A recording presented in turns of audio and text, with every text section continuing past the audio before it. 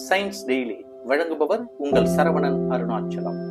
SpaDeX PSLV C-60 rocket விண்ணில் பாய்ந்தது. அதில் உள்ள 2 விண்கலங்கள் என்ன செய்ய போகிறது? தெரிந்து கொள்வோமா இந்த அறிவியல் செய்தியை? ஸ்ரீஹரிகோட்டாவில் உள்ள சதீஷ் தவான் விண்வெளி மையத்தில் இருந்து PSLV C-60 ரக ராக்கெட் டிசம்பர் 30, 2024 அன்று இரவு வெற்றிகரமாக விண்ணில் பாய்ந்துள்ளது. இந்த ராக்கெட் 2 ஸ்பேஸ் டெக்ஸ் விண்கலங்களையும் சுற்றுப்பாதையில் வெற்றிகரமாக நிலைநிறுத்தியுள்ளது என்று இஸ்ரோ தலைவர் செய்தியாளர்களிடம் தெரிவித்துள்ளார். ஸ்பேடெக்ஸ் என்பது ஸ்பேஸ் டாக்கிங் எக்ஸ்பெரிமெண்ட், விண்வெளியில் விண்கலன்களை ஒருங்கிணைக்கும் ஆய்வு பணி என்பதனுடைய சுருக்கம்தான் ஸ்பேடெக்ஸ் என்று பெயர். ஸ்பேடெக்ஸ் திட்டத்தினுடைய நோக்கம் என்னவென்றால், விண்கலத்தை டாக் இணைப்பது மற்றும் அன்டாக் இணைப்பை துண்டிப்பது செய்வதற்கான தேவையான தொழில்நுட்பத்தை உருவாக்கி அதை செயல்படுத்துவதுதான் இந்த ஸ்பேடெக்ஸினுடைய நோக்கம். இவை PSLV C-60 ராக்கெட் மூலம் விண்ணில் ஏவப்படும் என இந்திய விண்வெளி ஆராய்ச்சி நிறுவனம் இஸ்ரோ ஏற்கனவே தெரிவித்திருந்தது. இந்த விண்கலத்தில் ஒரு சிறப்பு என்றால் என்ன அப்படின்னா, ஸ்பேடெக்ஸ் திட்டம் அப்படின்னா என்ன அப்படின்றது முதல்ல தெரிஞ்சுக்கணும். PSLV C-60 ராக்கெட் 2 சிறிய விண்கலங்களை சுமந்து செல்லக்கூடியது. இந்த 2 விண்கலங்களும் தோராயமாக 220 கிலோ தனித்தனியாக எடை கொண்டதாக இருக்கும். இவை பூமியிலிருந்து 470 கிலோமீட்டர் உயரத்துல நிலைநிறுத்தப்பட்டு புவியினுடைய சுற்றுவட்ட பாதையில் பயணிக்கும். இவற்றில் ஒன்றின் பெயர் தான் சேசர், CHASER, SDX-01, மற்றொன்று டார்கெட்.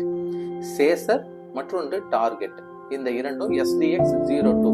இந்த திட்டத்தோட நோக்கம், திட்டம்னா என்னன்னு பார்த்தோம். அடுத்த நோக்கம் என்னன்னா, வெற்றிகரமாக விண்கலங்களை ஒருங்கிணைப்பது. அது அடுத்தது இணைக்கப்பட்ட விண்கலங்களுக்கு இடையேயான ஆற்றல் பரிமாற்றம். இணைப்பை துண்டித்த பிறகு பேலோட் ஒரு விண்கலம் சுமந்து செல்லக்கூடிய பொருட்கள் அல்லது அதன் திறன் தொடர்பான நடைமுறைகளை கையாளுதல். இந்த ஸ்பேஸ்டெக்ஸ் திட்டத்துல ஒரு விண்கலத்தை டாக் அல்லது அன்டாக் செய்வதற்கான திறன்கள் நிரூபிக்கப்படும். ஒரு விண்கலத்தை மற்றொரு விண்கலத்துடன் இணைப்பது டாக்கிங் என்றும், விண்வெளியில் இணைக்கப்பட்ட 2 விண்கலங்களை பிரிப்பது அன்டாக்கிங் என்றும் அழைக்கப்படுகிறது. இந்த ஸ்பேடெக்ஸ் திட்டம் ஏன் இந்த அளவு முக்கியமானதாக கருதப்படுகிறது அப்படின்னா, குறைந்த செலவுல தொழில்நுட்ப திட்டங்களை செயல்படுத்த முடியும் என்பதை இது சொல்லக்கூடியது. இந்தியாவினுடைய விண்வெளி தொடர்பான எதிர்கால லட்சியங்களுக்கு இந்த தொழில்நுட்பம் மிகவும் அவசியம். விண்வெளியில் இந்திய விண்வெளி நிலையத்தை உருவாக்கி அதை செயல்படுத்துவது, இந்திய விண்வெளி வீரர்களை சந்திரனுக்கு அனுப்புவது போன்றவை இந்த எதிர்கால திட்டத்துல அடங்கும். அதுதான் இந்த ஸ்பேடெக்ஸ் திட்டம். ஒரு பொதுவான திட்டத்திற்காக பல ராக்கெட்டுகளை ஏவ வேண்டி இருக்கும் போது இந்த இன் ஸ்பேஸ் டாக்கிங் தொழில்நுட்பம் தேவைப்படுகிறது. உதாரணத்திற்கு, ஸ்பேடெக்ஸ் திட்டத்தின் கீழே விண்வெளிக்கு அனுப்பப்படும் 2 செயற்கைக்கோள்களில் ஒன்று சேசர், மற்றொன்று டார்கெட் என்று தெரிந்து கொண்டோம். இவை இரண்டுமே அதிவேகத்தில் பூமியை சுற்றி வரக்கூடியது. அவை இரண்டும் ஒரே சுற்றுப்பாதையில் ஒரே வேகத்துல நிலைநிறுத்தப்படக்கூடியது. ஆனால் இரண்டுக்கும் இடையே சுமார் 20 கிலோமீட்டர் இடைவெளி இருக்கும். இந்த உத்தி ஃபார் ரெண்டஸ்வஸ் என்று அழைக்கப்படுகிறது. இவ்வாறாக 20 கிலோமீட்டர் சுற்றளவுல இரண்டுமே சுற்றி கொண்டிருக்கும் போது அதை நிலைநிறுத்துவதுதான் இதனுடைய ஃபார் ரெண்டவர்ஸ். இந்தியாவிற்கு இந்த திட்டம் ஏன் ஒரு முக்கியமானதாக கருதப்படுகிறது அப்படின்னா, ஸ்பேடெக்ஸ் திட்டத்தினுடைய வெற்றிக்கு பிறகு விண்வெளி டாக்கிங் தொழில்நுட்பத்தை கொண்ட உலகின் 4வது நாடாக இந்தியா திகழும். இந்த விண்வெளியில இந்த டாக்கிங் என்று சொல்லக்கூடிய இந்த சிக்கலான ஒரு பணி, விண்கலன்களை இணைப்பது விண்வெளியில் அவ்வளவு ஒரு சுலபமான காரியம் அல்ல.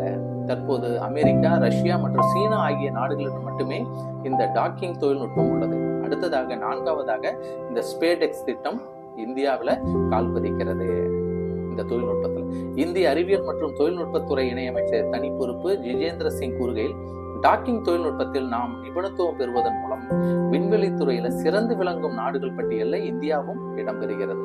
சந்திராயன் 4 போன்ற இந்தியாவின் நீண்டகால விண்வெளி திட்டங்களுக்கும் எதிர்காலத்தில் இந்திய விண்வெளி நிலையத்தை உருவாக்குவதற்கும் இந்த ஸ்பேடெக்ஸ் திட்டம் மிக முக்கியமானதாக கருதுவதாக இதனுடைய தொழில்நுட்பத்துறை இணையமைச்சர் அவர்கள் கூறுகிறார். விண்வெளிக்கு மனிதர்களை அனுப்பும் இஸ்ரோவின் ககன்யான் திட்டத்திற்கும் இந்த டாக்கிங் தொழில்நுட்பம் மிகவும் முக்கியமானதாக கருதப்படுகிறது. இது தவிர வேற என்னென்னலாம் நிகழும், அதிசயங்கள் நிகழும் அப்படின்னா, இந்த திட்டத்துல மற்றொன்று என்னன்னா, டாக்கிங் தொழில்நுட்பம் மூலம் இணைக்கப்படும் விண்கலங்களுக்கு இடையேயான ஆற்றல் பரிமாற்றத்தை வெற்றிகரமாக செயல்படுத்துதல். இது ஸ்பேஸ் ரோபோட்டிக்ஸ் விண்வெளி திட்டங்கள்ல மனிதர்களுக்கு மாற்றாக பிரத்யேக ரோபோக்களை பயன்படுத்துதல் போன்ற எதிர்கால ஆய்வு திட்டங்களுக்கு இது உதவியாக இருக்கும். இது தவிர விண்கலத்தை முழுமையாக கட்டுப்படுத்துதல், இணைப்பை துண்டித்த பிறகு பேலோட் அன்டாக் பேலோட் தொடர்பான நடைமுறைகளை கையாள்வது போன்ற விஷயங்களும் இந்த திட்டத்தினுடைய ஒரு பகுதியாக இருக்கிறது. ஸ்பேடெக்ஸ் பிஎஸ்எல்வியினுடைய 4வது கட்டத்தை, அதாவது poem PSLV orbital experimental module, orbital experimental module என்பதை சோதனைகளுக்கு பயன்படுத்தும். அதுதான் இந்த பிஎஸ்எல்வி ஆர்பிட்டல் எக்ஸ்பெரிமெண்டல் மாடியூல் என்பதை சொல்றாங்க. இந்த கட்டத்துல கல்வி நிறுவனங்கள் மற்றும் ஸ்டார்ட் அப் நிறுவனங்களில் இருந்து பெறப்பட்ட 24 பேலோடுகள் எடுத்து செல்லப்படும். இந்த திட்டத்தின் கீழே மணிக்கு 28,800 கிலோமீட்டர் வேகத்தில் பயணிக்கக்கூடிய 2 செயற்கைக்கோள்களை நிலைநிறுத்த இஸ்ரோ முயற்சிக்கும்.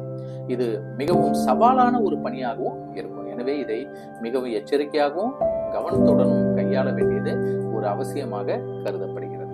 அடுத்ததாக எதிர்கால திட்டங்களில் சந்திராயன் 4 என்ற அந்த திட்டம் பற்றி நம்ம தெரிந்து கொள்ளலாம். இதுல LMV-3 மற்றும் PSLV ஆகிய 2 ராக்கெட்டுகளை பயன்படுத்தி சந்திராயன் 4 திட்டத்தின் கீழே நிலவுக்கு வெவ்வேறு கருவிகளின் 2 தொகுப்புகள் அனுப்பப்படும். இந்த விண்கலம் நிலவில் தரையிறங்கி மண் மற்றும் பாறை மாதிரிகளை சேகரித்து ஒரு பெட்டியில் வைத்து நிலவில் இருந்து பூமிக்கு திரும்பும். இதில் ஒவ்வொரு செயலையும் நிறைவேற்ற பல்வேறு கருவிகள் வடிவமைக்கப்பட்டுள்ளன. இந்த திட்டம் வெற்றி பெற்றால் விண்வெளி ஆராய்ச்சி துறையில் இந்தியா மேலும் ஒரு படி முன்னோக்கி செல்லும்.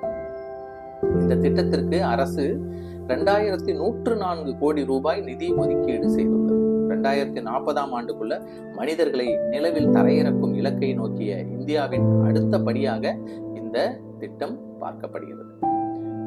இதனால இந்த திட்டத்தின் கீழே ஒரு வெற்றிகரமான சந்திரனின் மேற்பரப்பு மாதிரிகளை சேகரிப்பது இந்தியாவின் மிகவும் முக்கியமான ஒன்றாகவும் இருக்கிறது. அடுத்த கட்ட ஆய்வுக்காக நிலவில் மண் பாறை மாதிரிகளை சேகரிக்க இருப்பதாகவும் அந்த நிலவில் தரையிறங்கி அந்த செயல்களையும் செய்ய போவதாக அவர்கள் கூறியிருக்கிறார்கள். 1967 முதல் சர்வதேச அளவுல ஒரு ஒப்பந்தம் இருக்கு.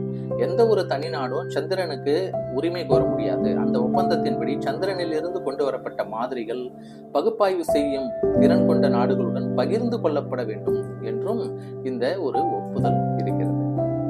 இவ்வாறாக இந்த PSLV C60 என்ற ராக்கெட் 2 விண்கலங்களை எடுத்து சென்று ஒரு குறிப்பிட்ட பூமியிலிருந்து ஒரு குறிப்பிட்ட தொலைவில் அது நிலைநிறுத்தப்பட்டு சரியான முறையில் செயல்பட்டு வருகிறது. 470 கிலோமீட்டர் உயரத்துல சுற்றுவட்ட பாதையில் பயணிக்கிறது இந்த செயற்கைக்கோள்கள்.